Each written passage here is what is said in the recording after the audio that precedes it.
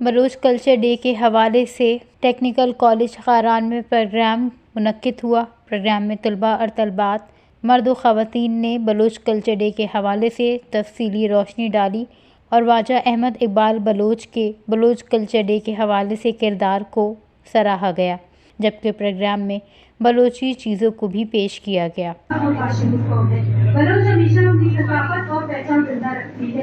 قومی ثقافتی دن منانے کا مقصد اپنی قومی پہچان اور ثقافت کو دنیا اقوام کے سامنے اجاگر کرنا ہے۔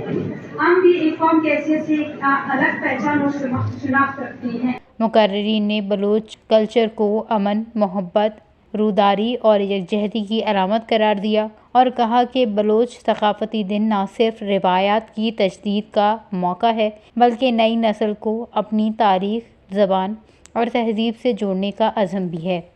وش نیوز، خاران، بلوچستان۔